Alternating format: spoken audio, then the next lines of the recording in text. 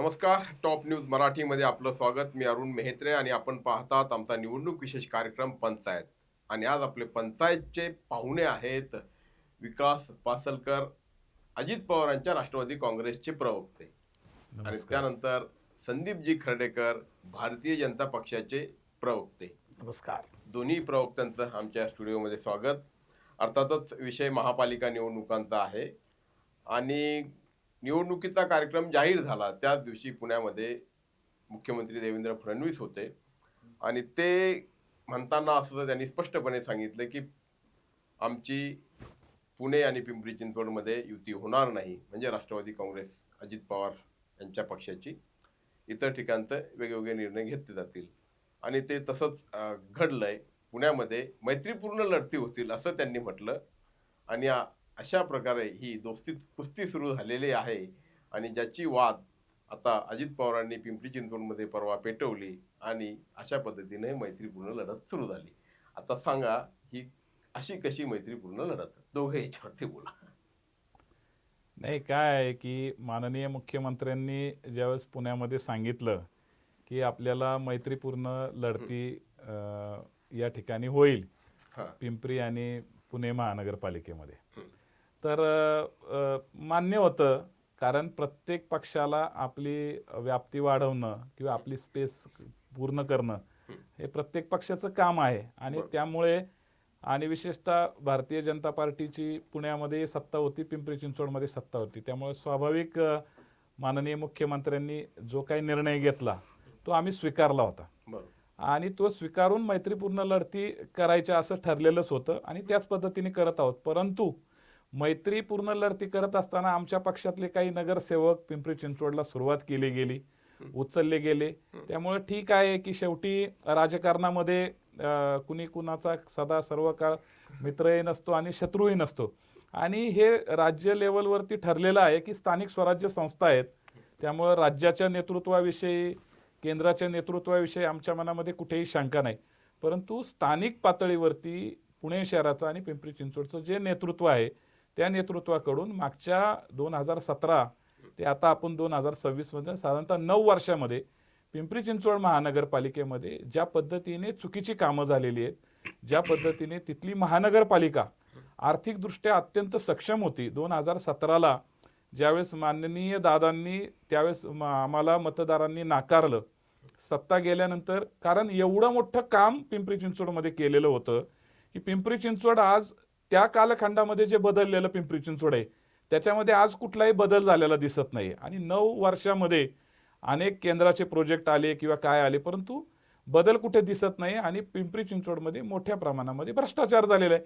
त्याच्यावरती दादांनी काही वक्तव्य काही बोलल्यानंतर आज ज्या पद्धतीने निवडणुकीला रंगत येत चाललेली आहे, परंतु फक्त प्रत्येकाने आपापल्या भाषेचा जो स्तर आहे तो प्रत्येकाने जपला पाहिजे असं आमचं म्हणणं आहे. आणि या मैत्रीपूर्ण लढती होत असताना आम्ही महायुतीमध्ये राज्य सरकार म्हणून एकत्र आहोत. आम्ही प्रत्येकाने आपली भाषेचा जो स्तर आहे तो घसरणार नाही. मी आपल्या चॅनलच्या माध्यमातून काही थोड्या वेळापूर्वीच महेशदादा लांडगे यांनी ज्या पद्धतीने माननीय अजितदादांवरती ज्या भाषेचा स्तर वापरलेला आहे तो अत्यंत चुकीचा आहे. माननीय मुख्यमंत्र्यांच्या सभेमध्ये सुद्धा त्यांनी ज्यावेळेस अजितदादांचं नाव न घेता त्यावेळेस पण माननीय दादांनी आपल्या भाषणामध्ये सांगितलं की हा मनाचा मोठेपणा आपण दाखवला पाहिजे, किंवा ज्यांनी इथं डेव्हलपमेंट्स केले आहेत किंवा काय केले तर त्यांचा नामोल्लेख केला असता तर चांगली गोष्ट झाली असती. आणि म्हणून अजून सुद्धा येणाऱ्या काळामध्ये पुढच्या 5-7 दिवसामध्ये या महानगरपालिकांमध्ये अनेक वेगवेगळ्या प्रकारचा प्रचार होईल, परंतु प्रत्येकाने आपल्या भाषेला आवर घातला पाहिजे. संदीपजी, तुम्ही काय सांगाल? म्हणजे भाषेला आवर घालणं, भाषा नीट वापरणं संविधानिक भाषेला आवर घातला पाहिजे. एकमेकांच्या टीकेला सुद्धा एक विशिष्ट लेवल जपली पाहिजे. या विकास पासलकरांच्या मताशी मी देखील सहमत आहे. पण याच्यामध्ये विषय असा आहे की ज्याचा उल्लेख आपण केला की दोस्तीत कुस्ती सुरू झाली, त्या कुस्तीची सुरुवात कोणी केली हे फार महत्त्वाचं आहे. पिंपरी चिंचवडमधले काही नगरसेवक हे भारतीय जनता पक्षाच्या संपर्कामध्ये होते. त्यांना पंतप्रधान नरेंद्र मोदींचे विचार असतील, देवेंद्रजींचे विकासाचे जो विजन आहे हे सगळं मान्य झाल्यामुळे त्यांनी भारतीय जनता पक्षामध्ये प्रवेश केला. त्यातून फारसं काही बिघडलं नव्हतं. माननीय अजितदादांनी त्या ठिकाणी हे समजून घेऊन पुढचे जे काही त्यांची वक्तव्य होती ती टाळायला हवी होती असं माझं स्पष्ट मत आहे. खरं तर अजितदादांच्या प्रती मी आपल्याच चॅनलवरनं अनेक वेळेला हे बोललेलो आहे की एक अतिशय कुशल संघटक, कुशल ॲडमिनिस्ट्रेटर, स्ट्रिक्ट ॲडमिनिस्ट्रेटर आणि काम करणारा नेता अशी त्यांची प्रतिमा आहे. पण गेल्या काही महिन्यांमध्ये अजितदादाची काही वक्तव्य जर आपण बघितली तर ती चॅनल्सवरती असेल, कार्यकर्त्यांमध्ये असेल, सामान्य नागरिकांमध्ये असेल, ही वादग्रस्त ठरत गेली. आणि आत्ता विकासराव जे बोलले तो मुद्दा अत्यंत महत्त्वाचा आहे की गेल्या काही काळामध्ये भ्रष्टाचार झाला असा अजितदादांनी आरोप केला. हा आरोप कशावर आधारित होता अरुणजी? कारण जर आपण बघितलं तर 2017मध्ये भारतीय जनता पक्षाची सत्ता पुणे आणि पिंपरी चिंचवडमध्ये आली. इनमिन 2-2.5 वर्षाचा कारभार झाला आणि कोरोना आला. कोरोनाची लाट ओसरून पुढचं काम सुरू व्हायच्या आत महापालिकाचं ज्याला आपण म्हणूयात 5 वर्ष पूर्ण झाली आणि त्यानंतर 3 वर्ष हे प्रशासकीय राज आहे. त्याच्या आधी जर आपण बघितलं तर गेले 20 वर्ष या पुणे महानगरपालिकेवरती काँग्रेसची आणि राष्ट्रवादीची सत्ता आहे. त्यामुळे विकास जर झाला नसेल तर त्याबद्दल आपल्याला गेल्या 20 वर्षाचा आढावा घेतला पाहिजे की जर दादा म्हणतायत भ्रष्टाचार झाला तर तो गेल्या 20 वर्षाचा आढावा घेतला पाहिजे. 2017ला सत्तेत पहिल्यांदा आल्यानंतर भारतीय जनता पक्षाने विकासाला चालना दिली. भारतीय जनता पक्षाने शहरामध्ये मेट्रोचं जाळं विस्तारित केलं. भारतीय जनता पक्षाने नदी सुधार योजना आणली. भारतीय जनता पक्षानं ई बसेस आणल्या. भारतीय जनता पक्षाने पुणे शहरातच नव्हे तर पिंपरी चिंचवड जी औद्योगिक नगरी आहे त्या औद्योगिक नगरीचा कायापालट केला. आपण जर कासरवाडीच्या पलीकडे गेलात तर आपल्याला असं लक्षात येईल की मोठ्या प्रमाणावरती इंडस्ट्रीज तिथे आल्या. हिंजेवाडी भागामध्ये मोठ्या प्रमाणावरती इंडस्ट्रीज आल्या. आणि जर आपण विकास झाला नाही म्हणत असू तर आपण पुणे शहर, पुणेकर, पिंपरी चिंचवड शहर आणि पिंपरी चिंचवडकरांच्या प्रती अनास्था व्यक्त करतो आहे. कारण जेव्हा मोठे नेते म्हणतात की या 2 ठिकाणी विकास झाला नाही तर त्याचा परिणाम या 2 शहरांचा आंतरराष्ट्रीय स्तरावर जी प्रतिमा आहे त्याच्यावर होत असतो. आणि ज्या मोठ्या कंपन्या या ठिकाणी येऊ इच्छितात, मोठे उद्योग या ठिकाणी येऊ इच्छितात, त्या सगळ्यावरती एका प्रकारे ज्याला आपण असं म्हणूयात की ते थोडेसे मागे रेटले जातात कि अरे ये तो डेप्यूटी सीएम बोल रहे हैं कि विकास नहीं हुआ, डेप्यूटी सीएम बोल रहे हैं कि काम अच्छा नहीं है, तो इसका मतलब ये है कि ये 2 शहर में हमने नहीं जाना है. म्हणून मला असं वाटतं की अजितदादांनी भ्रष्टाचाराचा किंवा याचा मुद्दा हा त्यांच्या भाषणातला मुद्दा केला नसता तर आज जी दोस्तीतली कुस्ती आहे तीही टळली असती आणि दोघांनी आपापली बाजू मांडून आपापल्या रेष मोठी करून जास्तीत जास्त आपापले नगरसेवक निवडून आणण्यासाठी काम केलं असतं, प्रयत्न केले असते. पण जनतेच्या दृष्टिकोनातनं ते एका अर्थाने चांगलंच आहे. म्हणजे एकमेकांचा भ्रष्टाचार बाहेर काढणं आणि तुम्ही किती भ्रष्टाचारी आहात, किती गैरव्यवहार किंवा कशा पद्धतीनं कारभार करताय हे जरा नाही, समोर येतं. एकच ते वाक्य मी चांगलं आहे. आपलं परत बोलतो हे पासलकर साहेब बोलण्यापूर्वी की भ्रष्टाचाराचे नुसते आरोप केलेले आहेत. बरं. कुठलाही पुरावा किंवा कुठल्याही प्रकारचा पुणे किंवा पिंपरी चिंचवडमध्ये या विषयात भ्रष्टाचार झाला असं दाखवलेलं नाही, असे कागदपत्र सादर केलेले नाहीत किंवा अशा प्रकारची कुठली भूमिका नाही. एक जनरल भाषणात आपण ज्या ओघामध्ये बोलतो की दोन्हीकडे खूप भ्रष्टाचार झालाय तर त्या ओघामध्ये ते बोललं गेलंय. जर कुठला पुरावा असताना तर मी निश्चितपणे मान्य केलं असतं, पण असं काही झालेलं नाहीये. विकासराव पुरावे ते मागतायत आणि दादांनी- दादाने त्रिकुटाचा उल्लेख केलाय पुण्यामध्ये. ते कुठलं की- त्रिकुट आहे ते पण जरा सांगा. नाही, ती त्रिकुटाबद्दल तुमची पत्रकारिता आहे, शोध पत्रकारिता आहे. त्या शोध पत्रकारितेमध्ये आपण ते त्रिकुट शोधून काढा. बरं. कारण शेवटी माननीय दादांनी ज्या विषयावरती भाष्य केलेलं आहे त्यावरती तुम्ही संशोधन करणं अत्यंत योग्य राहील. परंतु माझे मित्र संदीपजी यांनी सांगितलं की पिंपरी चिंचवडचा विकास, तर पिंपरी चिंचवडचा विकास 2017 पर्यंतच पूर्ण झालेला होता. मी त्याचं उदाहरण सांगतो की आज जशी मैत्रीपूर्ण लढती, जसं माननीय मुख्यमंत्री देवेंद्र फडणवीस साहेबांनी सांगितलं तसं त्या काळात काँग्रेस बरोबर आम्ही सत्तेमध्ये होतो. परंतु तेव्हा सुद्धा निवडणुकींना आम्ही सामोरं जाताना पिंपरी चिंचवडमध्ये जेव्हा विलासराव आले प्रचारासाठी त्यावेळेस त्या काँग्रेसच्या कार्यकर्त्यांना म्हटले की अजित पवारांनी एवढा पिंपरी चिंचवडचा कायापालट केलाय, एवढे ग्रेड सेपरेटर केलेत, एवढे रस्ते चांगले केलेत, एवढी उड्डाण पुलं केलीत, एवढी इंडस्ट्री सुधरवली, एवढे हिंजवडी IT सारखं पार्क उभं केलं, हे माननीय अजितदादांच्या नेतृत्वाखाली झालं. संदीपजी म्हणतायत की विकास विकास, पिंपरी चिंचवडचा विकास आम्ही 2017 पर्यंतच केलेला होता. आणि आज काल सुद्धा मी पिंपरी चिंचवडमध्ये गेलेलो असताना तिथले चिले नावाचे जे वेगवेगळे फोरम चालवतात, सोशल मीडियाच्या माध्यमातून काम करतात, ते म्हणले शिवसेनेचे संजय राऊत जेव्हा ते सुद्धा आले होते, ते सुद्धा पिंपरी चिंचवडचं बदललेलं सगळं स्वरूप बघून एकूण आज सत्तेमध्ये कुणी असलं, विरोधामध्ये जरी असलं तरी हे 100% मान्य करतील, हे संदीपजी सुद्धा मान्य करतील की माननीय अजितदादांनी पिंपरी चिंचवडचा चेहरा मोहरा बदलला. आशिया खंडामध्ये पिंपरी चिंचवडचं नाव 1 नंबर झालं. आणि म्हणून संदीपजींना मी हे सांगतो की पिंपरी चिंचवड महानगरपालिकेची सत्ता ज्यावेळेस दादांनी सोडली त्यावेळेस 4,000 कोटीच्या ठेवी तिथं त्या ठिकाणी शिल्लक होत्या. आणि अत्यंत आर्थिकदृष्ट्या सदन असणारी पिंपरी चिंचवड महानगरपालिका, आज त्या पिंपरी चिंचवड महानगरपालिकेला कर्ज घ्यावं लागलं. आज त्या पिंपरी चिंचवडच्या महानगरपालिकेचे स्टँडिंगचे चेअरमन, मला त्यांचं नाव कल्पना नाहीये, परंतु नाव घेणं पण योग्य नाहीये, परंतु त्यांच्यावरती गुन्हा दाखल झाला, त्यांना अटक झाली. या सगळ्या विषयामध्ये आपण लक्षात घेतलं पाहिजे. पिंपरी चिंचवडमध्ये टँकर माफियांचा उच्छाद मांडला गेलेला आहे. लोकांना पाणी मिळत नाही. आपल्या जवळच्या लोकांना टँकरच्या माध्यमातून पाण्याची कशी सुविधा होईल हे पाहिलं जातं. कचऱ्याचा प्रश्न आहे, कुदळवाडीचा प्रश्न आहे. अनेक स्थानिक ठिकाणचे जे लघु उद्योजक आहेत ते भीतीच्या सावटाखाली आहेत. त्यांना उद्योग करण्यासाठी अनेक अडचणी निर्माण होतात. आणि म्हणून दादांना सुद्धा काही लोक तिथे भेटतात, काही लोक येतात, ते काही प्रश्न मांडतात.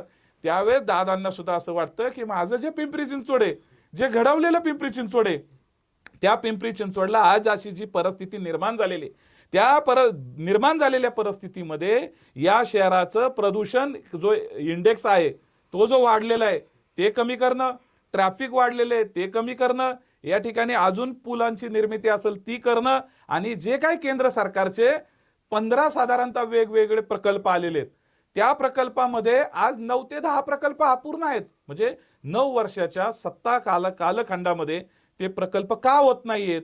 मग त्या प्रकल्पांमध्ये बरं, दुसरी गोष्ट, कुत्र्यांच्या लसीकरणामध्ये किंवा त्या याच्यामध्ये सुद्धा दादांनी आकडेवारी सह दिलेलं आहे आणि तुमच्याकडे सुद्धा असेल. मी आता त्याचे एव्हिडन्स घेऊन आलेलो नाहीये, परंतु मग आमचं म्हणणं असं होतं की बाबा आमचं राज्याच्या नेतृत्वावरती आमचं काही ऑब्जेक्शन नाहीये.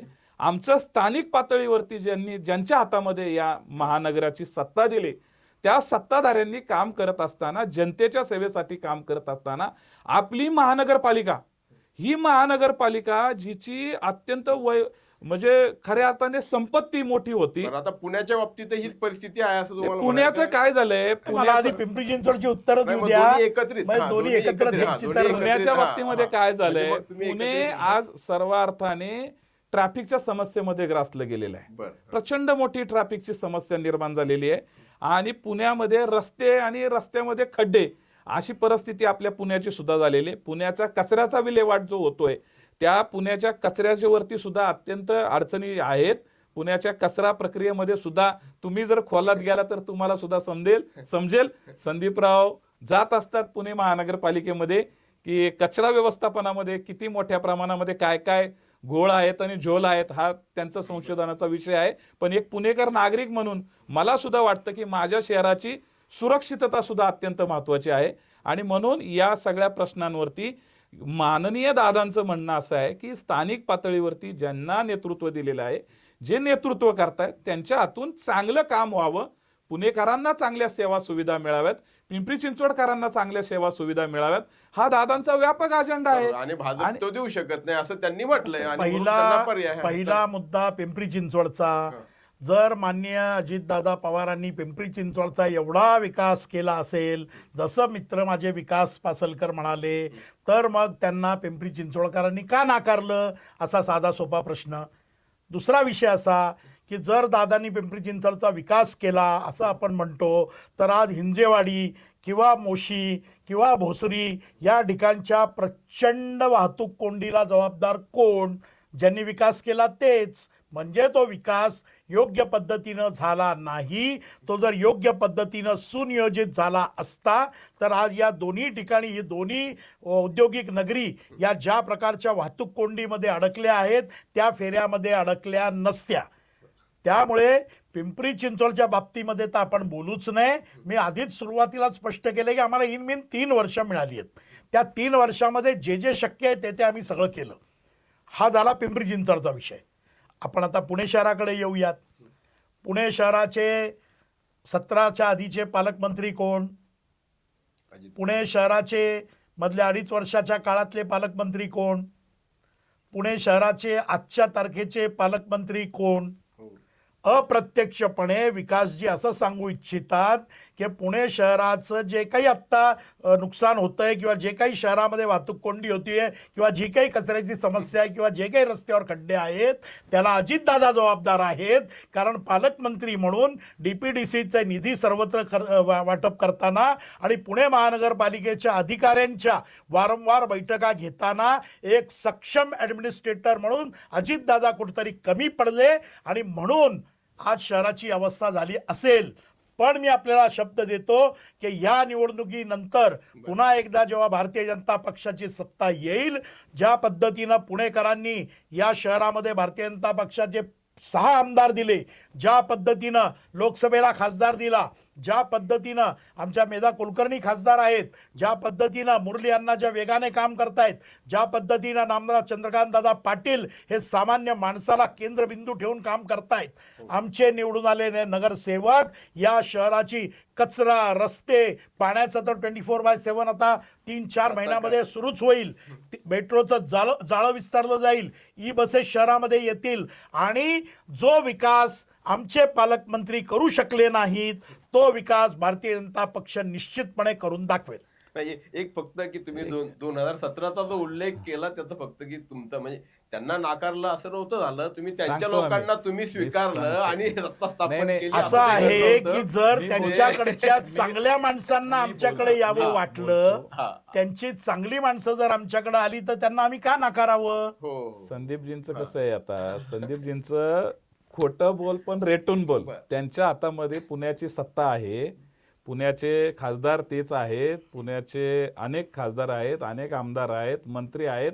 पुणे शहरामध्ये सगळे मंत्री आमदार सगळे यांचे आहेत आणि पुण्याचे पालकमंत्री म्हणून पुणे महानगरपालिकेचे रस्ते आणि स्वच्छतेचं काम करणं हे पालकमंत्र्यांचं काम नसतं. जी महानगरपालिका असते, जे तिथले स्थानिक नगरसेवक असतात, जे आमदार असतात, जे खासदार असतात, त्यांनी या ठिकाणी महानगरपालिकेच्या माध्यमातून आपल्या नगरसेवकाच्या माध्यमातून ह्या गोष्टी राबवायच्या असतात. माननीय अजितदादा पालकमंत्री असताना जे काम केलं अलीकडच्या काळामध्ये, पुण्याचं कलेक्टर ऑफिस माननीय दादांनी बांधलं. पुणे शहरामध्ये येणाऱ्या राष्ट्रीय लेवलवरनं जे लोक येतात, आंतरराष्ट्रीय लोक येतात, त्यांना या ठिकाणी तुम्ही VIP सर्किट हाऊस बघून पहा, ज्या ठिकाणी या देशाचे केंद्रीय गृहमंत्री अमितजी शहा साहेब सुद्धा या ठिकाणी वास्तव्यास आले. हे पहा तुम्ही, या ठिकाणी सारथीची इमारत पहा, या ठिकाणी सुसन हॉस्पिटल पहा, या ठिकाणी माननीय दादांनी यशदामध्ये केलेलं काम पहा. आणि म्हणून आज पुणे विभागीय आयुक्त कार्यालय त्याचं बदललेलं स्वरूप पहा. या संपूर्ण इमारती इथल्या प्रशासनामध्ये इतका महाराष्ट्रात नव्हे तर देशामध्ये कर्तबगारीने काम करणारे माननीय अजितदादा, त्यामुळे देवेंद्र फडणवीसांचा सुद्धा विश्वास आहे त्यांच्या कामावरती. आज संदीपजी सांगतायत, संदीपजींची अडचण अशी झालेली आहे की पुणे महानगरपालिकेमध्ये जे खऱ्या अर्थाने काम नगरसेवकांनी करायला हवं होतं ते काम न केल्यामुळं, ठीक आहे कोरोनाचा काळ होता हे मी मान्य करतो, परंतु काही गोष्टींमध्ये आपण कधीतरी प्रामाणिकपणे स्वीकारलं पाहिजे. आणि खऱ्या अर्थाने जे नेतृत्व आज लोक ज्या अर्थी तुमच्याकडे आले, ठीक आहे सत्तेकडे लोक अनेक पक्षांमध्ये उड्या मारतात, तसे लोक जसं भारतीय जनता पार्टीमध्ये काही तत्व आहेत, त्यामुळे पार्टी विथ द डिफरन्स आपण जरी म्हणत असलो तरी काही लोक सत्तेसाठी पळत असतात. हे नितीन गडकरी साहेब सुद्धा स्वतः सांगतात. दादा आलेच की आमच्याकडे, ऐका ना, अजित दादा काय सत्तेसाठी आले का? दादाही आमच्याकडे आलेच, त्यामुळे दादाही एक मिनिट मला मुद्दे पहिले काय होतं ते एका सुरात बोलतात आणि मला त्यांचे मुद्दे लक्षातच राहत नाही. विकासाच्या मुद्द्यावरती जर तुम्ही सर्किट हाऊसचं उदाहरण देत असाल तर त्याचा एकतर सामान्य माणसाला पुणे जिल्हा पालकमंत्री गोष्ट. ऐका, दुसरी गोष्ट, दूरदृष्टीच्या अभावामुळे पालकमंत्री सर्किट हाऊस बांधलं आणि मग सर्किट हाऊसच्या वर एक मोठं हेलिपॅड बांधलं आणि मग आर्मीने सांगितलं आम्ही परमिशन देणार नाही. अनेक ही चांगल्या दूरदृष्टी गोष्टी आहे का? घडल्यात.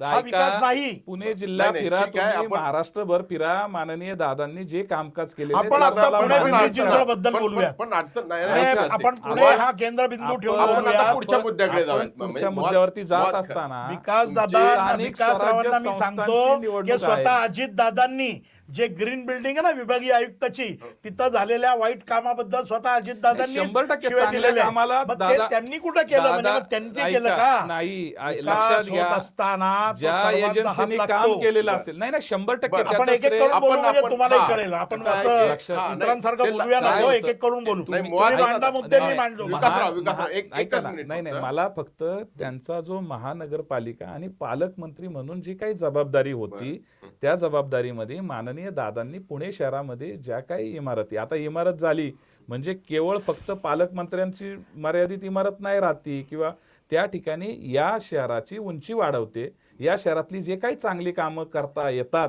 महानगरपालिका कार्यक्षेत्राच्या बाहेर, किंवा ते कार्यक्षेत्र रस्ते, पाणी, लाईट, गटर, मीटर, वॉटर हे प्रश्न महानगरपालिकेचे आहेत. आणि ट्रॅफिकची समस्या होत असताना आपल्या पुणे शहरामध्ये येताना त्या समस्यांचं कसं निराकरण करायचं यावरती सुद्धा आपण पाठपुरावा केला पाहिजे. इथले ज्यांच्या ज्या कारभाऱ्यांवरती आपण जबाबदारी दिलेली आहे त्यांनी तो पाठपुरावा केला पाहिजे. त्यामुळे या परिस्थितीमध्ये 9 वर्ष झालेले, 9 वर्षामध्ये अनेक पुलाखालून पाणी गेलेले आहे. आणि म्हणून पिंपरी चिंचवडची आजची अवस्था आहे ही सर्वसामान्य लोकांना जाऊन आपण विचारली पाहिजे. बरं, आता आपण आता म्हणजे ते तर निश्चितपणे आपण तर विचारणार आणि लोक या सगळ्या गोष्टीचा विचार करणार. थोडंसं पुढच्या मुद्द्यांकडे बोलताना तुम्ही पार्टी विथ द डिफरन्स म्हटलात, त्यांच्याकडे काहीतरी अलीकडच्या काळात तसं काही नसतं. पार्टी विथ द डिफरन्स वगैरे जे आहे ना, तुम्ही दोघंही म्हणजे आता काय की आज दोस्ती, उद्या कुस्ती, परवा आणखीन मस्ती, असं सगळं चालत असतं. नाही, मुळात स्थानिक त्याच्यामध्ये स्वराज्य- ऐका ना, स्थानिक अरुणजी, स्वराज्य- मी आपल्याला एक सांगतो, कारण काय की- एक माझा मुद्दा फक्त या कारण ठिकाणी मस्ती हा सांगतो शब्द की यासाठी उद्या सत्तेचा आज मात चढला वगैरे वगैरे असे नाही नाही शब्द नाही तो वापरले विषय गेले. नाही. मी आपल्याला नाही, या आपण- ठिकाणी आपण- फक्त एवढ्यासाठी आपण- रोखतो, आपण- एवढ्यासाठी मी आपल्याला सांगतो की आज स्थानिक स्वराज्य संस्थेच्या निवडणुकीमध्ये जरी आम्ही एकमेकांच्या विरुद्ध उभे असलो तरी राज्य सरकारमध्ये आम्ही एकत्र आहोत हे विसरता कामा नये. दिल्लीच्या NDA मध्ये आम्ही एकत्र आहोत हे विसरता कामा नये. आणि म्हणून स्थानिक पातळीवरती ज्या गोष्टी घडतात त्या गोष्टींसाठी तात्पुरतं आम्ही एकमेकांना दोष देत असलो तरीही याच्यासाठी शेवटी बैठका, वारंवार आढावा बैठका पालकमंत्री घेत असतात. आणि पालकमंत्र्यांची जबाबदारी आहे, जर एखादी गोष्ट नीट होत नसेल तर पालकमंत्र्यांनी अधिकाऱ्यांवर दाफरणं, ज्याच्यामध्ये अजितदादा माहीर आहेत. सकाळी 6ला दिवस सुरू करतात, तिथं बिचारे जिल्हाधिकारी रात्री किती वाजता घरी गेले असले तरी 6ला त्यांना सगळ्यांना उभं राहावं लागतं. अधिकारी कुजबुजतात. मग त्यावेळेला तुम्ही हे काम नीट नाही केलं हे सांगण्याची पूर्ण जबाबदारी पालकमंत्र्याची आहे. त्यामुळे मी अजितदादांना दोष देत असताना या ठिकाणी हेही सांगतो की आम्हाला आता दोष देण्यामध्ये रस नाही, आम्हाला ब्लेम गेम खेळण्यामध्ये रस नाही. आम्हाला या शहराचा सुनियोजित विकास करायचा आहे. आणि तो विकास करण्यासाठी देवेंद्र फडणवीसांसारखा एक अतिशय आपण असं म्हणूयात की विजनरी लीडर आपल्या महाराष्ट्राला मिळाला आहे. आणि देवेंद्रजींचं पुण्यावर विशेष प्रेम आहे. पुण्याच्या विकासाचा अजेंडा देवेंद्रजींनी परवा कात्रजच्या आणि वडगाव शेरीच्या सभेत मांडला आहे. आणि येत्या रविवारी गिरिजा ओक या प्रसिद्ध सध्याच्या ज्या अभिनेत्री आहेत त्या देवेंद्रजींची जी मुलाखत घेणार आहेत त्याच्यामध्ये पुणे शहर, पिंपरी चिंचवडच्या विकासाचा रोड मॅप आपल्या सर्वांसमोर येईल. आणि देवा भाऊ के बारे में ऐसा कहते हैं कि देवा भाऊ जो बोलता है वो करता है और जो नहीं बोलता है वो डेफिनेटली करता है. त्यामुळे देवेंद्रजी फडणवीस यांच्या नेतृत्वाखाली आमचे केंद्रीय राज्यमंत्री मुरलीधर मोहोळ असतील, नामदार चंद्रकांतदादा पाटील असतील, नामदार माधुरीताई मिसाळ असतील, खासदार मेधा कुलकर्णी असतील, शहराचे इतर आमदार असतील आणि आमचे निवडून आलेले 100+ नगरसेवक असतील, या शहराचा कायापालट करणार. आणि हा आमचा शब्द आहे, हा आमचे वचन आहे पुणेकरांना. कारण आम्हाला हे शहर देशातल्या सर्वोत्तम शहरांमध्ये नेऊन ठेवायचं आहे. आणि सगळं जसं कचरा मुक्त करतो तसं काँग्रेस मुक्त करायचंय, राष्ट्रवादी मुक्त करायचं. राष्ट्रवादी मुक्त नाही, राष्ट्रवादी आमच्याबरोबर सत्तेत आहे राज्यात, राष्ट्रवादी आमच्याबरोबर केंद्रात सत्तेत आहे. आणि आज दोन्ही राष्ट्रवादी एकत्र आलेले आहेत. त्यामुळे भविष्य काँग्रेस ओळखा. गुंडयुक्त, बिलकुल दोन्ही पक्ष जे आहेत म्हणजे तुमचे दोघांच्याही पक्षांनी तर काय गुन्हेगारी पार्श्वभूमी असलेले किंवा त्यांचे कुटुंबीय, काय एवढी गरज पडली होती हो तुम्हाला म्हणजे दोघांचेही पक्ष जे आहेत? नाही, भारतीय जनता पक्षाने कुठल्याही गुन्हेगार व्यक्तीला तिकीट दिलेलं नाही, हे मी आपल्या चॅनलवर ठामपणे गुन्हेगारांच्या सांगतो. कुटुंबियांना तिकीट दिलेलं नाही. गुन्हेगारांच्या कुटुंबियांच्या बाबतीमध्ये यापूर्वी सुद्धा अनेक वेळेला ही गोष्ट सर्वांनी वारंवार स्पष्ट केली आहे. न्यायालयाचे सुद्धा निर्देश आहेत की एखाद्या व्यक्तीवर जोपर्यंत गुन्हा सिद्ध होत नाही आणि त्याला जेल भोगावी लागत नाही तोपर्यंत तो इनोसेंट असतो, हे आपल्याला माहित आहे.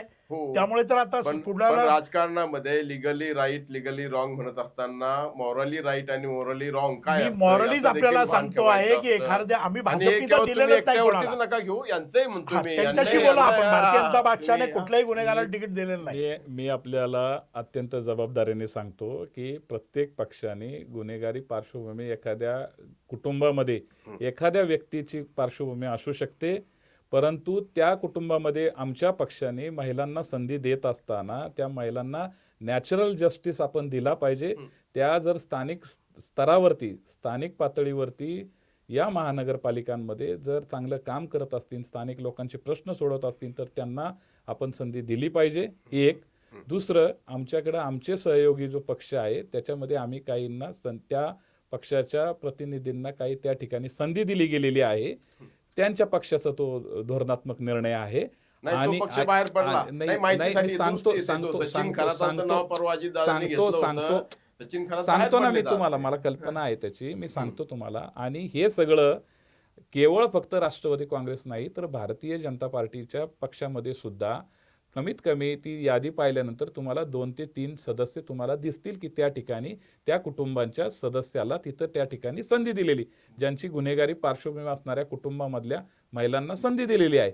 मला असं म्हणायचं आहे की आमचं म्हणणं असं आहे की आपण स्वच्छ आणि इतरांवरती शिंतोडे उडवण्यापेक्षा ही स्थानिक स्वराज्य संस्थांमध्ये हे प्रत्येक पक्षाच्या कुटुंबामध्ये जे लोक आहेत, जे विशेषतः महिला आहेत, त्यांचं काम चांगलं आहे, त्यामुळे प्रत्येक पक्षाने त्यांना संधी दिलेली आहे.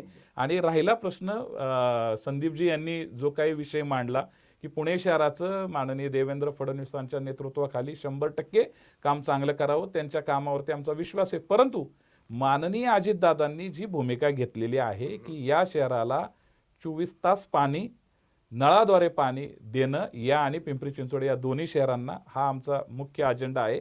त्याचबरोबर ह्या शहराला ट्रॅफिक मुक्त आणि खड्डेमुक्त शहर या शहराला बनवणं, त्यानंतर या शहराची जो हवेचा प्रदूषणाचा जो इंडेक्स आहे तो कमी करणं, प्रदूषण कमी करणं या शहराला, ह्याला आमची प्रायोरिटी आहे.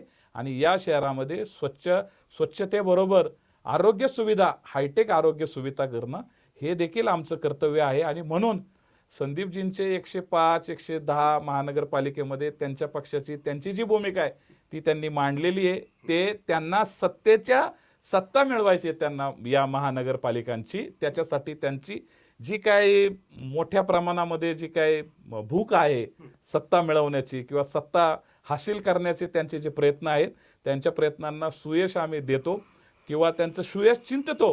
परंतु आम्ही मात्र पुणेकरांच्या आणि पिंपरी चिंचवडकरांच्या सेवेसाठी त्यांची सेवा करणार, त्यांच्या घरापर्यंत, त्यांच्या दारापर्यंत चांगल्या सुविधा पोहोचवणार, त्यांना खड्डेमुक्त हे शहर करणार, चांगल्या या शहराची उंची सांस्कृतिकदृष्ट्या सुद्धा टिकवणार.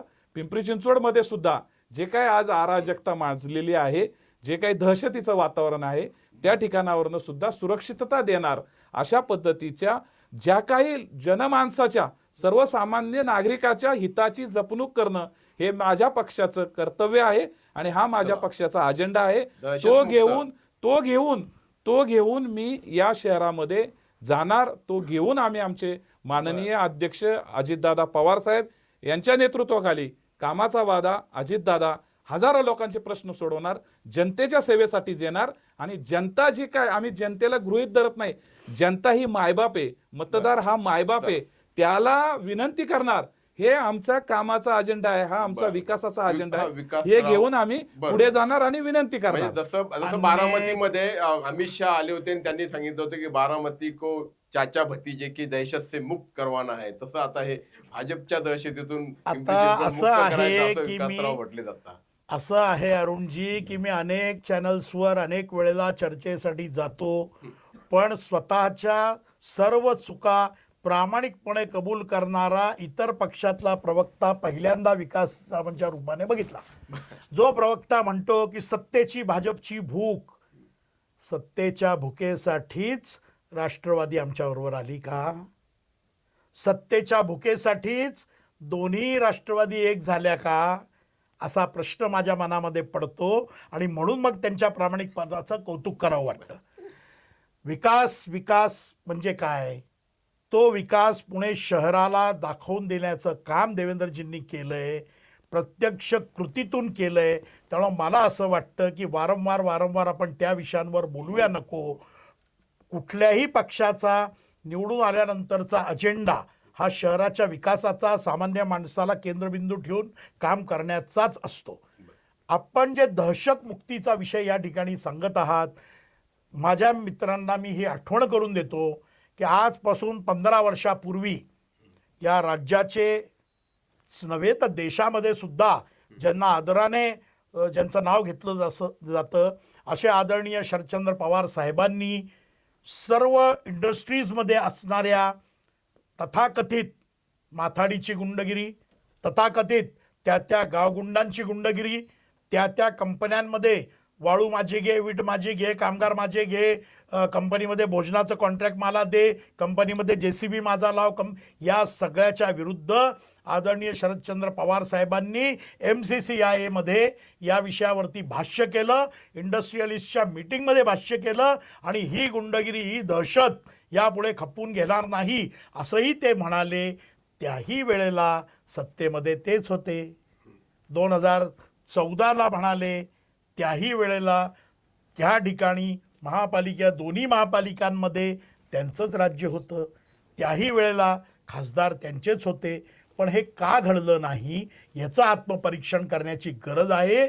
आणि मला असं वाटतं की ज्या सत्तेच्या लालसेपोटी आज पराकोटीचं भांडण करणाऱ्या दोन्ही राष्ट्रवादी एकत्र आलेले आहेत, किमान निवडून आल्यानंतर त्यांनी जनतेच्या प्रती आपली जी काही निष्ठा आहे, जनतेचं आपण जे काही देणं लागतो ते देणं द्यावं आणि त्यासाठी देवेंद्रजींच्या पाठीशी उभं राहावं. विकास सगळा देवेंद्रजी व्यवस्थित करतील, त्याची अजिबात चिंता विकासजींनी करू नये. नाही, वेळ आली तर कदाचित तुम्ही असणारच ना त्यांच्यासोबत निकालानंतर, कारण आता तुम्ही जरी ठीक आहे तुम्ही त्यांचं यश चिंतेलं, त्यांना 100+, पण जर गरज पडली तर तुम्ही काय शेवटी सत्तेमध्ये एकदा लक्षात घ्या, इतर विरोधक कुठेही नाही आहेत. सत्तेमध्ये BJP, आता सध्याच्या परिस्थितीमध्ये BJP आणि राष्ट्रवादी काँग्रेस आमची सरळ फाईट आहे. एक तर ते सत्तेमध्ये येतील, नाही तर आम्ही सत्तेमध्ये येऊ. फक्त मी हेच सांगितलं की जे आता माझे मित्र संदीपजी यांनी सांगितलंय की पवार साहेबांनी असे निर्णय घेतले, MCA मध्ये सांगितलं, परंतु पवार साहेबांनी कधीही ह्या पार्श्वभूमीच्या गुंडापुंडांचं कधीही लांगुल चालन केलेलं नाहीये. प्रत्येक वेळेस पवार साहेबांनी प्रशासनाला आदेश दिलेले, प्रशासनाला कडक निर्बंध लावण्यासाठी सांगितलेले आहेत. कारण उद्योजकांना जोपर्यंत सुरक्षित वातावरण मिळत नाही, मी किती बोललो, मी किती सांगितलं तरी उद्योजक हे तिथलं वातावरण पाहून आपली इंडस्ट्री त्या ठिकाणी घेऊन जायची का नाही जायची हे ते ठरवतात. आणि म्हणून महाराष्ट्रासह आपण पुणे जिल्ह्याचा विचार केला तर सर्वात जास्त इंडस्ट्रीयल बेल्ट या पुणे जिल्ह्यामध्ये, पश्चिम महाराष्ट्रामध्ये उभे राहिले. ज्या MIDCs उभ्या राहिल्या, रांजणगाव असेल, तुम्ही इकडं शिरूरकडे गेला, इकडं सातारा रोडला गेला, आपण प्रत्येक ठिकाणची जर इंडस्ट्रीयल जर वाढ पाहिली तर हे पवार साहेबांच्या धोरणाचंच फलित आहे की यामुळे आपण हा विचार केला पाहिजे की हिंजवडी IT सुद्धा जे उभं राहिलं हे पवार साहेबांच्या धोरणात्मक त्याच्यातून उभं राहिलं. आणि म्हणून मी नेहमी कोरोनाच्या काळामध्ये नेहमी सांगत राहिलो की ज्या पवार साहेबांनी किंवा ज्या महाराष्ट्रामध्ये ज्या नेत्यांनी महाराष्ट्र घडवला, सुजलाम सुफलाम केला, मला UP बिहारवरनं जे लोक येतात इथं या महाराष्ट्रामध्ये उद्योग व्यवसायासाठी त्यांना आपल्या गावी जावं लागलं. महाराष्ट्रातल्या तरुणाला आपल्या महाराष्ट्रात यावं लागलं नाही का? तर महाराष्ट्रातल्या तरुणांना इथंच उद्योग मिळाला, इथंच या इंडस्ट्रीमध्ये. त्यामुळं संदीपजी यांनी सांगितलं की सत्ता जरी असली तरी गुंडापुंडांचं लांगुल चालन कधीही पवार कुटुंबाने आणि पवार साहेबांनी किंवा अजितदादांनी कधीच केलेलं नाहीये. आणि म्हणून येणाऱ्या काळामध्ये अशा पद्धतीने या दोन्ही महानगरपालिकांमध्ये वातावरण सुरक्षितता देणं, उद्योजकांना, लघु उद्योजकांना संरक्षण देणं आणि त्यांना उद्योग व्यवसायासाठी चांगल्या पायाभूत सुविधा निर्माण करणं हे सुद्धा आमचं प्रथम कर्तव्य आहे. एक आता या निमित्ताने लक्षात आलं जसं तुम्ही म्हटलात की सत्तेत आम्ही म्हणजे ही जी लढाई होती ती दोघांमध्येच होते. हो, नाही, 100%. पण एक साधारणपणे चित्र आधी असं होतं की ही निवडणूक म्हणजे भारतीय जनता पक्ष एक हाती जिंकतो की काय, एकतर्फी होते की काय. मग ते सुरुवात त्यांचे प्रयत्न, त्यांचं व्यवस्थापन, त्यांच्या यंत्रणा, मग ते प्रभाग रचना, मग ते मतदार, अनेक गोष्टी त्याच्यामध्ये निम्मी लढाईत त्यांनी अर्धीच जिंकली असं. पण आता जरा चुरस निर्माण झाली असं वाटतंय नाही का? नाही, जरा एकतर्फीच्या ऐवजी जरा दुहेरी झाली नाही, भारतीय जनता रंगत आली आहे निवडणुकीमध्ये. भारतीय कुठेही जनता चुरस नाही, त्यांना बोलू द्या, मग मी पार्टीचं सांगतो भारतीय जनता पार्टीचं एक वैशिष्ट्य आहे की ते एखादे इलेक्शन आल्यानंतर त्याकडे फार काळजीपूर्वक घेतात, काळजीपूर्वक बघतात. कार्यकर्ते आहे, मोठा संच आहे, सत्ता आहे, ताकद आहे, अनेक आमदार आहेत, अनेक खासदार आहेत आणि त्यामुळे त्यांची तयारी खूप मोठ्या प्रमाणामध्ये आहे. परंतु शेवटी मतदार ही जनता जनार्दन आहे आणि जनतेकडे जाऊन मतदान मागणं आणि आपण काय करणार आहोत आणि आपण काय पूर्वी केलेले आहोत हा शेवटी तुम्हाला जनतेच्या दरवाजामध्येच आपली भूमिका मांडावी लागते आणि जनतेसाठी तुम्ही कॉन्ट्रीब्यूट असता. तर ह्या सगळ्या गोष्टी आम्ही जनतेपर्यंत जाऊ. भारतीय जनता पार्टीची निश्चितरित्या सत्तेची ताकद मोठी आहे आणि त्यामुळं त्यांचे प्रयत्न आहेत. परंतु आम्ही त्यासमोर आमची जी भूमिका आहे, आमचे नेतृत्व जे आहे माननीय अजितदादा, कारण आमच्या नेतृत्वावरती आमचा पण विश्वास आहे. नाही, आता शरद पवारांचे नाव घ्यायला लागले नाही, तुम्हाला, 100% दोन्ही हे लक्षात घ्या. दोन्ही पक्ष एकत्र येणं ही कार्यकर्त्याची एक मागणी असते, कार्यकर्त्यांची इच्छा असते की विभागले जाऊ नयेत. मतांमध्ये कुठं लोकांमध्ये, मतदारांमध्ये संभ्रम होऊ नये, कार्यकर्त्यामध्ये संभ्रम होऊ नये आणि स्थानिक स्वराज्य संस्थांमध्ये प्रत्येकजणच वेगवेगळ्या माध्यमातून युती करतात, आघाड्या करतात. कालच मुख्यमंत्र्यांनी अंबरनाथ आणि अकोटमध्ये जो झालेला निर्णय तो फिरवला, म्हणजे एमआयएम बरोबर भारतीय जनता पार्टीची युती झाली आणि त्या ठिकाणी काँग्रेस बरोबर पण झाली. परंतु तो आवाज निघाला, तो आवाज बाहेर आला, तो मुख्यमंत्र्यांपर्यंत गेला आणि जनतेमध्ये याचे पडसाद चुकीचे जाऊ नयेत म्हणून तो निर्णय घेतला. आमचं तर नॅचरल हे आहे की नॅचरल आम्ही एकच राष्ट्रवादी आहोत आणि आमच्या कार्यकर्त्यांमध्ये कुठेतरी संभ्रम होऊ नये म्हणून आम्ही एकत्र आलेलो आहोत. बस बाकी काही. संदीपजी, तुम्ही रंगत नाही म्हणतात त्या म्हणजे निवडणुकीमध्ये मी रंगत आपल्याला नाही. या ठिकाणी पूर्ण अभ्यासाअंती सांगतो की केवळ आउटस्कर्ट्समध्ये काही प्रमाणात काही सीट्समध्ये चुरस होईल. थोडंसं वडगाव शेरी, थोडंसं हडपसर, थोडंसं बालेवाडी, खडकवासल्यातली तर यांची टीम परत भारतीय जनता पक्षावर विश्वास ठेवून सायली वांजळेंपासून आमचे सचिन भाऊ दोडक्यांपर्यंत सगळे भाजपमध्ये आलेलेच आहेत. त्यामुळे फक्त आउटस्कर्टमध्ये काही जागांवरती थोडीफार रंगत होईल. बाकी सगळीकडे जनतेचा भारतीय जनता पक्षावर विश्वास आहे. जनतेला हे चांगलं माहीत आहे की पंतप्रधान नरेंद्र मोदी हे दूरदृष्टीचे नेते आहेत. त्यांनीच मेट्रोचं भूमिपूजन केलं आणि त्यांनीच मेट्रोचं उद्घाटन केलं. देवेंद्रजी फडणवीस यांचं विजन जनतेला माहीत आहे. पुण्याला सक्षम नेतृत्व, मगाशी मी वारंवार नावं घेत नाही, मुरल्यांना असतील, चंद्रकांतदादा असतील, सगळ्यांच्या माध्यमातून हे सगळं दिलेलं आहे. त्यामुळं पुणेरी जनता हे चांगलं जाणून आहे की लक्ष्मी घड्याळावर बसून येत नाही, लक्ष्मी हातावर तर कधीच येत नाही, लक्ष्मी बसून येते ती कमळावर. त्यामुळं शहराचा जर विकास व्हायचा असेल तर कमळाचंच बटन दाबलं पाहिजे हे सामान्य जनता ओळखून आहे. त्यामुळं काही जागा वगळता अन्यत्र कुठंही चुरस नाही. भारतीय जनता पक्ष ताकदीनं विजयी होईल आणि आपण पुन्हा एकदा 16 तारखेला मी आणि विकासजी या ठिकाणी आपापले पिढे घेऊन येऊ. आपापल्या दोघेही पेढे घेऊन येणार म्हणजे संदीपजींनी सांगितलं की लक्ष्मी कमळावरती बसून येते, म्हणजे वाजवत येणार आहे असं ते म्हणताय. लक्ष्मी कमळावरती बसून येते. त्यांचा आत्मविश्वास हा खूप मोठा आहे, दृढ आहे. परंतु विश्वास लक्षात घ्या की लोकांमध्ये काय आहे, ग्राउंड रियालिटी काय आहे हे लोकांमध्ये येणाऱ्या 16 तारखेला कळेल. मी त्यांनाही डिमॉरलाइज करणार नाहीये, कारण शेवटी प्रत्येकाने प्रयत्न केले पाहिजेत, 100% केले पाहिजेत आणि महायुतीमध्ये असल्यामुळं आम्ही प्रत्येकाने आपली आपली बाजू प्रामाणिकपणे लावत असताना मला माझ्या नेतृत्वावरती आणि माननीय पुणेकरांचा माननीय दादांच्या नेतृत्वावरती प्रचंड विश्वास आहे. कामाचा वादा आहे, एकच माणूस आहे, अहोरात्र कष्ट करतो आणि म्हणून महाराष्ट्राचं नेतृत्व जे आहे, देवेंद्र फडणवीसांचं नेतृत्व त्यांच्या ठिकाणी ते योग्य आहे.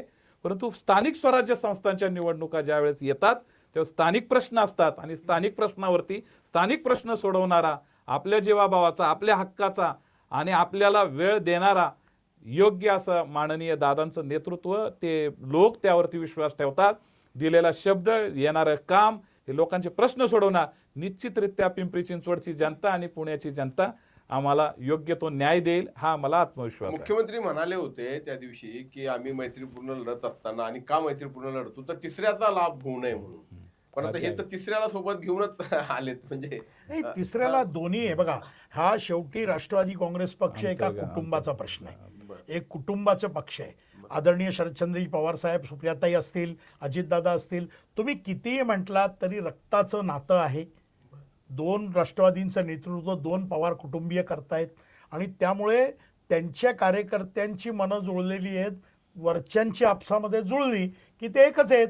त्यामुळं माझं या ठिकाणी स्पष्टपणे मत आहे की मी त्यांना शुभेच्छा देतो की त्यांनी दोन्ही राष्ट्रवादी एकत्र याव्यात. त्यांनी देशाच्या नेतृत्वामध्ये जो विश्वास, आत्ता त्यांनी सांगितलं की सक्षम दादा आहेत, तर दादांनी सुद्धा सगळा विश्वास हा वरती मोदीजींवर दाखवलाय, दादांनी सगळा विश्वास अमित शहांवर दाखवलाय, अजितदादांनी सगळा विश्वास देवेंद्रजींवर दाखवलाय. त्यामुळे येणाऱ्या काळामध्ये कार्यकर्ते सुद्धा याच्यातून बोध घेतील आणि आपल्या नेत्याने जो विश्वास त्या दोघांवर दाखवलाय तसाच आपणही त्या दोघांवर तिघांवर विश्वास दाखवून भारतीय जनता पक्षाचं जे कमळ सगळीकडे फुलणार आहे त्याच्या बाबतीमध्ये आत्मपरीक्षण करून त्यांच्या सोबत राहावं, आत्मचिंतन करावं, असंच मी आपल्याला सांगेन आणि मी त्यांना शुभेच्छा नक्की देईन. नाही, तर तेवढं तर वैचारिक म्हणजे तेवढी प्रगल्भता आपली असलीच पाहिजे. पण उद्याच्याला जर समजा ठीक आहे तुम्हाला बहुमत आलं तरी कसं असतं की एक सत्ता स्थापन करायची असते आणि सत्तेमध्ये सत्ता कोणाला नको असते. जसं आता यावेळी होतंच, म्हणजे मागच्या वेळी ते काय अजित पवार नंतर येऊन तुम्हाला राज्यामध्ये तुमच्या सोबत आले, तसंही होऊ शकतं ना. आता कसं आहे, हा विषय नाही विकासजींचा नाही माझा. या बाबतीत आमची कोर कमिटी आहे, आदरणीय देवेंद्रजी आहेत, रवीजी चव्हाण आमचे प्रदेशाध्यक्ष आहेत, चंद्रशेखरजी बावनकुळे आहेत, इतरही नेते आहेत. हे नेते त्या बाबतीमध्ये त्या वेळेसच्या परिस्थितीनुसार निर्णय घेतील. आजच्या तारखेला ज्या ज्या ठिकाणी भारतीय जनता पक्षाचा उमेदवार उभा आहे मग त्याच्या समोर कोण आहे हे महाभारत आहे आणि भगवान श्रीकृष्णाने सांगितल्याप्रमाणे समोर कोण आहे याचा विचार आम्ही करणार नाही.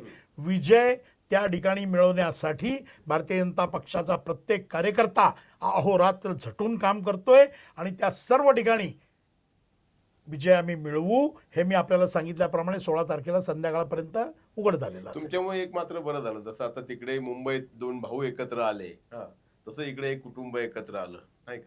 त्याचंही श्रेय तुम्हाला आहे. ते आमचं श्रेय आहे, आमचं श्रेय आहे. कारण भारतीय जनता पक्षाचा वटवृक्ष हा ज्या वेगानं पसरलाय, ज्या वेगानं जगभरातली सर्वात मोठी संघटन शक्ती असलेली पार्टी, 12.5 कोटी सदस्य असलेली अशी भारतीय जनता पार्टी झाली आहे.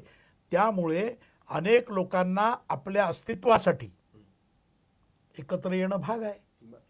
ते येत आहेत, आनंद आहे, आम्हाला त्याचा आनंद आहे. आणि इकडं तर जास्त आनंद यासाठी आहे कारण कसं आहे, तिकडेही आनंद आहे, इकडेही आनंद आहे.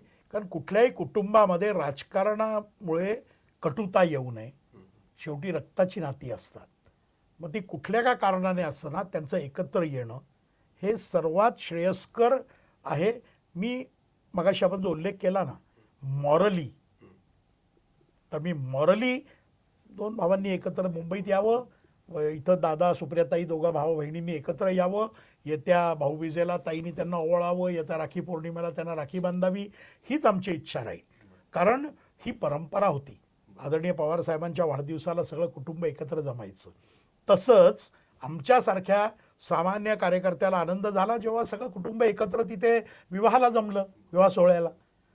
नाती तुटत नसतात आणि राजकारण हे नाती तुटण्याचं माध्यम होऊ नये असं मत असणारा मी प्रवक्ता आहे, असं मत असणारा मी कार्यकर्ता आहे. धन्यवाद. पण आता थोडस एक म्हणजे अगदी शेवटचे काय, कारण आपल्याला वेळेची मर्यादा आहे. वेळेची मर्यादा. त्या अमोल बालवडकरांबद्दल मला जरा सारखी उत्सुकता लागते. ते म्हणजे त्यांनी विधानसभेला उमेदवारी काय मागितली आणि त्यांचा पत्ताच कट करून टाकला, आणि शेवटी काय की ते धावत धावत बिचारे शेवटच्या 1.5 तासामध्ये यांच्याकडे सर्वसामान्य गेले. कार्यकर्ता पक्षासाठी काम करत असतो, अहोरात्र कष्ट करत असतो. गेल्या 10-15 वर्षामध्ये त्यांनी भारतीय जनता पार्टीसाठी जे काय आपलं कॉन्ट्रीब्युशन दिलेलं आहे, आणि मला असं वाटतं की कार्यकर्त्याला जर आपल्याला उमेदवारी द्यायची नसेल तर त्याला अगोदर थोडीफार कल्पना द्यावी किंवा तो त्याचं काहीतरी व्यवस्थापन करेल. परंतु शेवटच्या 1-1.5 तास राहिला तोपर्यंत त्याला झुलवलं गेलं. जो काय असेल तो त्यांचा पक्षांतर्गत विषय असेल, मला त्याबद्दल काहीच म्हणायचं नाहीये. परंतु कार्यकर्त्याची राजकीय आत्महत्या होते. जर त्यांनी त्या एवढ्या वेळामध्ये त्यांनी त्याचा स्वतःचा निर्णय घेतला, त्यांना सांगितलं गेलं की आपल्याला AB फॉर्म देऊ शकत नाही, खऱ्या अर्थाने त्यांच्यावरती खूप मोठा अन्याय झाला असं मला वाटतं. आणि तेथील लोकांना पण तसंच वाटतं. पूर्णपणे प्रभागामध्ये सुद्धा लोकांना असं जाणवलं की अमोल बालवडकर सारखा एक अत्यंत युवा नेता, युवा कार्यकर्ता जो काय काम करतो, लोकांचे प्रश्न सोडवतो, अनेक अडचणी असतील पक्षांतर्गत जे काही विषय असतील, परंतु अशा वेळेस त्यांना काही गोष्टीमध्ये त्यांना न्याय द्यायला हवा होता. तुम्ही त्यांच्याबद्दल काय भूमिका घेतली हा तो पक्षाचा विषय आहे. परंतु मग आमच्याकडे आल्यानंतर माननीय दादांनी कुठलाही विचार न करता एका लढवय्या कार्यकर्त्याला त्या ठिकाणी संधी दिली आणि आम्ही आमच्याकडनं आम्हाला जे जे वाटलं, परंतु त्या अगोदर आम्ही भारतीय जनता पार्टीच्या कुठल्याही कार्यकर्त्याला कुठेही फोडण्याचा किंवा हे करण्याचा कधीही प्रयत्न केला नाही. दादांनी जे सांगितलं होतं, दादांनी शीर्षस्थ नेतृत्व, माननीय मुख्यमंत्र्यांनी पण, पुन्हा मी त्याचा उल्लेख करेल, माननीय मुख्यमंत्र्यांनी पण सांगितलं होतं की आपल्याला या ठिकाणी मैत्रीपूर्ण लढती करायच्या आहेत. परंतु मैत्रीपूर्ण लढती न होता ते असं जे घडलं त्याच्यातून हे आता सगळं वातावरण पुढे निर्माण झालेलं आहे. मी अमोल बालवडकर माझे मित्र आहेत, त्यांच्या अनुषंगाने एक गोष्ट या ठिकाणी सांगेन की 2002-2003ला मी मान्य गोपीनाथराव मुंडे साहेबांबरोबर महाराष्ट्राची संघर्ष यात्रा करत असताना मी असे खूप पक्षांतरं बघितली आहेत. आणि त्यावेळेला भारतीय जनता पक्षाचे संघटन मंत्री जे खऱ्या अर्थानं महाराष्ट्राचे चाणक्य होते असे शरदभाऊ कुलकर्णींनी मला सांगितलं होतं की एखाद्या कार्यकर्त्याचं तिकीट का नाकारलं आणि एखाद्या कार्यकर्त्याला तिकीट का दिलं हे शेवटपर्यंत गुलदस्त्यात राहतं. ते कधीही कळत नाही की, आणि अन्याय झाला न्याय झाला हे कोणी ठरवायचं. मी आज समाजामध्ये 43 वर्ष काम करतोय. मला आजपर्यंत सत्तेचं पद मिळालं नाही. मला आजपर्यंत सत्तेची एकही म्हणजे ना नगरसेवक मिळालं, ना आमदारकीचं, ना खासदारकीचं. त्यामुळे आपण, आणि मी हे माझं दुःख नाही सांगत, माझं हे दुःख नाही, मी हे सांगायचा प्रयत्न करतो आहे किंवा मी कधीही कोणाला विचारायला गेलो नाही की तुम्ही मला तिकीट का नाही देत, मला आमदार का नाही करत. त्याचं कारण असं आहे की आपला ज्या पक्षावर, ज्या पक्षाच्या ध्येय धोरणांवर विश्वास असतो, पक्षाच्या नेतृत्वावर विश्वास असतो, त्यावेळेला का असं विचारायचं नसतं. जो निर्णय येतो तो निर्णय मान्य करून पुढे जाणं एवढंच आपल्या हातामध्ये असतं. आणि आता पक्षांतर आपण म्हणाल तर भारतीय जनता पक्षाचा विचार हा आवडला म्हणून सचिनभाऊ दोडके, शैलीताई वांजळे, भारतभूषण बराटे, दिलीप बराटे, विकासनाना दांगट भारतीय जनता पक्षात आले. भाजपचा विकास आवडला म्हणून राष्ट्रवादी काँग्रेसचे आमदार असलेले बापूसाहेब पठारेंचे चिरंजीव सुरेंद्र पठारे व सर्व मंडळी इकडं आली. अतिशय सुशिक्षित, अतिशय चांगला मुलगा आहे सुरेंद्र, त्याने भारतीय जनता पक्षाची वाट धरली. कारण मी पुन्हा त्याच मुद्द्याकडे येतो, भारतीय जनता पक्षाचे जी काही नीती आहे, भारतीय जनता पक्षाचं जे काही नेतृत्व आहे, त्या सगळ्यांवरती सगळ्यांचा विश्वास आहे. सबका साथ, सबका विकास, सबका विश्वास और सबका प्रयास. येणं प्रकारे सत्ता मिळवणे ही तुमची नीती आहे. नाही, हे आपण एकदम चुकीचं बोलता.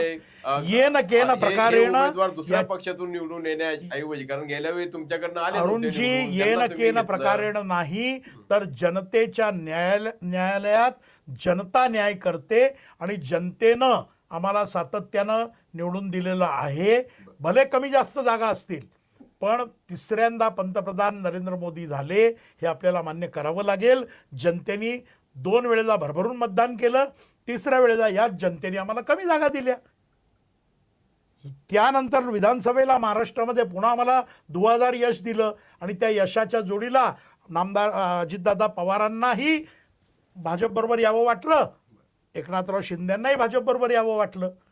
त्यामुळे भारतीय जनता पक्ष हा जो जो या राष्ट्राचा विचार करतो, जो जो विकासाचा विचार करतो, तो अजेंडा घेऊन जो जो पुढे येईल त्याला भारतीय जनता पक्ष आपल्याकडे घेईल. एक गोष्ट मात्र यांची मी नाकारतो की अक्कोटमध्ये स्थानिक पातळीवर, अमरावतीमध्ये स्थानिक पातळीवर त्या भागातल्या नेतृत्वाने वरिष्ठांशी चर्चा न करता, सल्लामसलत न करता जे निर्णय घेतले होते ते निर्णय भारतीय जनता पक्षाच्या मूळ विचारसरणीशी सहमती नव्हती. म्हणून देवेंद्रजींनी ते दोन्ही निर्णय बदलायला लावले. आणि मी माझ्या सुज्ञ मित्रांना हेही सांगू इच्छितो की त्यांच्याच पक्षाचे मुंबईचं नेतृत्व नवाब मलिक यांना आम्ही आजसुद्धा नाकारलंय, कालही नाकारलं होतं आणि आधीही नाकारलंय. त्यामुळे भारतीय जनता पक्ष सत्तेसाठी विचारसरणीशी कुठंही तडजोड करणार नाही. आणि ज्या वेळेला दादा आमच्याकडे आले त्यावेळेला दादांना याची पूर्ण कल्पना होती की भारतीय जनता पक्षाची विचारसरणी काय आहे. आणि आता जेव्हा दोन्ही राष्ट्रवादी एकत्र आलेले आहेत त्यावेळेला दुसऱ्या राष्ट्रवादीला पण याची कल्पना आहे की अजितदादा ज्या लोकांच्या सोबत आहेत त्यांची विचारसरणी काय आहे. त्यामुळे मला असं वाटतं की येन केन प्रकारे नव्हे तर साध्या सरळ मार्गाने आमच्या वरती जे संस्कार आहेत, आमची जी संस्कृती आहे, आमचं ज्या पद्धतीचं कार्य आहे त्या कार्यामध्ये कुठंही तडजोड न करता जो जो आम्हाला आमच्याकडं येऊ इच्छितो आणि जो जो आमची ध्येयधोरणं स्वीकारतो त्याला आम्ही आमच्याकडे घेतो आणि त्याला आमच्याबरोबर पुढच्या कार्यक्रमांमध्ये आमच्या विचारसरणीनुसार त्याचं पूर्ण घडवतो. आणि तो व्यक्ती समाजामध्ये वावरत असताना पंतप्रधान नरेंद्र मोदींचे विचार, देवेंद्रजींचे विचार, मुरली अण्णांचे विचारच समाजामध्ये घेऊन जातो. म्हणजे काय तो व्यक्ती आदर्श घोटाळ्यातला संशयित आरोपी असला तरी चालतो. तो व्यक्ती 70,000 म्हणूनच मी हजार म्हणलं, मी कोटींच्या पुन्हा आपल्याला म्हणतोय, हा, मी तरी पुन्हा आपल्याला चालतो. सांगतोय की कुठलेही आरोप सिद्ध झालेले नाहीत. बरं. त्यामुळे जोपर्यंत आरोप सिद्ध होत नाहीत तोपर्यंत आम्ही कोणालाही असं म्हणणार नाही की ही व्यक्ती याच्यामध्ये दोषी आहे. स्थानिक स्वराज्य संस्थांच्या निवडणुका आहेत. पुणे महानगरपालिका, पिंपरी चिंचवड महानगरपालिका, राज्याच्या निवडणुका ज्यावेळेस येतील त्यावेळेस आपण त्याच्यावरती निश्चितरित्या भाष्य करूयात. आणि आज आपण या निमित्ताने आमचं हेच म्हणणं आहे की माननीय दादांचं नेतृत्व, अजितदादांचं काम करण्याची पद्धती आम्हाला निश्चितरित्या मतदार हे सगळं स्वीकारतील. कारण मी पुन्हा एकदा सांगेल की पिंपरी चिंचवडमध्ये भ्रष्टाचाराचं कुरण माजलेलं आहे. पिंपरी चिंचवड महानगरपालिकेचे अत्यंत लचके तोडलेले आहेत. अत्यंत वाईट अवस्था आहे पिंपरी चिंचवड महानगरपालिकेची. आज कर्जबाजारी झालेली आहे पिंपरी चिंचवड महानगरपालिका. ज्या पिंपरी चिंचवड महानगरपालिकेला पूर्वी जसं आपल्या भारताला असं म्हणत होते की सोन्याचे धूर निघत होता ज्या भारतामधनं, आज त्या पिंपरी चिंचवडमध्ये अत्यंत चांगले वैभवाचे दिवस होते. ती पिंपरी चिंचवड आज अत्यंत हलाखीच्या परिस्थितीमध्ये आहे. तिथं सुरक्षित वातावरण नाहीये.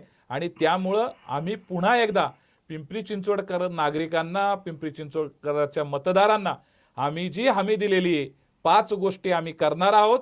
पिंपरी चिंचवडचे रस्ते, त्या ठिकाणची ट्रॅफिक समस्या, त्या ठिकाणचं प्रदूषण, त्या ठिकाणी 24 तास पाणी देणं, नळाने पाणी देणं, या सगळ्या गोष्टी आम्ही त्या ठिकाणी करणार आहोत. तेच मी पुन्हा एकदा सांगेल की पुणे महानगरपालिकेमध्ये सुद्धा आम्ही त्याच प्रकारच्या या सगळ्या सुविधा त्या ठिकाणी लोकांना वेळेवरती देऊ. वेळेवरती घड्याळाची रिंग वाजते, वेळेवरती त्या ठिकाणी गजर होतो. आणि म्हणून या 5 सुविधा देण्यासाठी आमचं नेतृत्व कटिबद्ध आहे. आणि आम्ही मतदारांपर्यंत आम्ही जे काम घेऊन जाऊ ते कामाचा वादा अजितदादा, जे काम आम्ही घेणार ते काम तडीस लावणार. या दोन्ही शहरांची सुरक्षितता, या शहराचं वातावरण चांगलं राहणं, या शहरांचे, दोन्ही शहरांचं सांस्कृतिक वातावरण, केवळ विकास म्हणजे गगनचुंबी इमारती नव्हे तर त्या शहराचं सांस्कृतिक वातावरण, सुरक्षितता, या सर्वच गोष्टींना आमच्याकडे प्रायोरिटी असेल. आणि म्हणून या सगळ्या गोष्टी, केंद्राचे आलेले प्रोजेक्ट असतील, पिंपरी चिंचवडमध्ये असतील, पुण्यामध्ये असेल, ज्याला या प्रोजेक्टला खूप वेळ लागतोय हे प्रोजेक्ट वेळेवरती पूर्ण करणार. आणि जशी आज बारामती आहे, जसं पूर्वीचं 2017 पूर्वीची पिंपरी चिंचवड होती, ती पिंपरी चिंचवड सुद्धा अजून व्यापक प्रमाणामध्ये बदलवणार. हिंजवडे IT सारखे वेगवेगळे प्रोजेक्ट आणणार आणि पुणे शहराला हे सगळं 100% बदलणार. देवेंद्रजी कसलं फडणवीस वातावरण चांगलं राहावं मला सांगा. पोरचा अपघात होतो, तुमच्या पक्षाचा आमदार तिथं जातो आणि शेवटी काय होतं आपण बघितलं.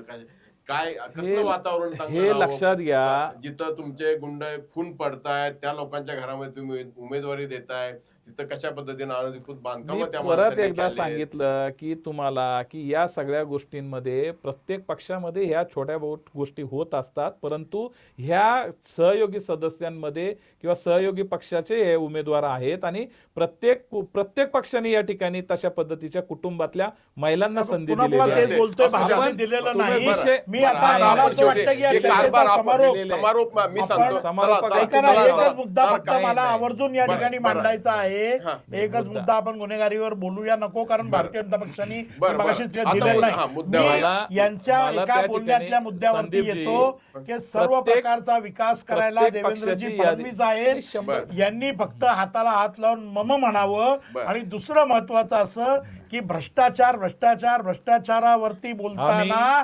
महाभारतामधलं डोळ्यावरती- एकच म्हणेन मी, डोळ्यावरती हे आंधळी पार्थ, पट्टी आणणार मी नाही. फक्त एवढंच म्हणेन चुकीच्या की हे पद्धतीने- पार्थ आम्ही तू चुकीच्या सुज्ञ आहेस, आम्ही- भ्रष्टाचारावर बोलू नकोस. नाही, हे आम्ही- पार्थ पार्थ असा हे उल्लेख लक्षात त्यांनी घ्या. केलेला जे आहे. गोष्ट- त्यामुळे जी गोष्ट- आपण आता या सगळ्या चर्चांमध्ये जी बरं. गोष्ट प्रशासकीय पातळीवरती आहे बरं, त्यांना बरं, जे बरं. काय चला म्हणायचं चला ते मला शेवटचा सांग. प्रश्न मला तुम्ही- सांगा, कोण पुण्याचा कारभारी बनणार? चला पुण्याची कारभारी जनता ठरवणार. बरं. लक्षात घ्या. हा, ते तर आहे जनता ठरवणार. पुण्याचा कारभारी, पिंपरी चिंचवडचा कारभारी. आम्ही मतदारांना कधी गृहीत धरत नाही. आमच्या डोक्यामध्ये सत्तेची हवा जात नाही. आम्ही लोकांना पण कोण कोण तुम्हाला तुमचं म्हणजे काय जनतेने शेवटी आम्ही जनतेकडे मत मागणार, जनतेला विनंती करणार बोला. की माननीय अजितदादांच्या नेतृत्वाखाली पिंपरी चिंचवड आणि पुणे महानगरपालिकेला तुम्ही आम्हाला सत्तेमध्ये बसवा आणि पुण्याचा सगळा चेहरा मोहरा बदलून टाकण्याचं, पिंपरी चिंचवडचं सगळं रूपडं बदलवण्याचं काम, पूर्वीचं वैभव पिंपरी चिंचवडला प्राप्त करून देण्याचं काम आम्ही निश्चितरित्या अजितदादांच्या नेतृत्वाखाली 100% तुम्हाला विश्वास देतो. माझे नेते देवेंद्र फडणवीस यांनी कालच सांगितलंय त्यांचा अभ्यास कधीही फेल जात नाही. त्यांनी कालच सांगितलंय की 17 महानगरपालिकांमध्ये महापौर भारतीय जनता पक्षाचा होईल. याहून अधिक काही सांगणे न लागे. पुणेकर जनता, पिंपरी चिंचवडकर जनता अतिशय सुज्ञ आहे आणि ती निश्चितपणानं मला खात्री आहे की ते विकासाच्या मुद्द्यावर भारतीय जनता पक्षाला मत देतील आणि ह्या शहराचा विकास घडवण्याची जी संधी त्यांच्या हातात आहे त्याचा योग्य उपयोग करतील. नमस्कार. धन्यवाद. आपण आलात धन्यवाद. आमच्या स्टुडिओमध्ये एवढा प्रचाराच्या धामधुमीतून स्वतःच्या घरी उमेदवार असताना देखील आलात. त्यांना आतापर्यंत काही दिलेलं नाही, आता ते मिळेल म्हणजे एकदाच मिळालं तरी पण मिळेलच करायचं आता तरी पण आलात. माझा शब्द खरा होतो बरं का संदीपजी. पण राजा ठीक भाऊला आहे. विचारा. ठीक. आपण आलात आमच्या अनेक स्टुडिओमध्ये या चर्चेमध्ये सहभागी झालात त्याबद्दल मनपूर्वक धन्यवाद आणि तुम्हा दोघांनाही धन्यवाद. शुभेच्छा. तर आपण अशीच मैत्रीपूर्ण लढत आणखी काही दिवस पाहत राहणार आहोत. बघूयात या लढतीचे आणखी काय काय रंग आपल्याला पाहायला मिळतात ते. धन्यवाद. धन्यवाद. तुमची car, electric panel, data server आगीपासून सुरक्षित आहे का? नाही? मग आजच बसवा F protect temperature activated fire suppression device. यामध्ये आहे eco friendly non toxic pressurised liquid जे आग लागल्यास क्षणार्धात ऍक्टिव्हेट होऊन आगीवरती मिळवते नियंत्रण. बसवण्यास अतिशय सोपे आणि सुटसुटीत. टेकालिपचे एक दर्जेदार उत्पादन एफ प्रोटेक्ट.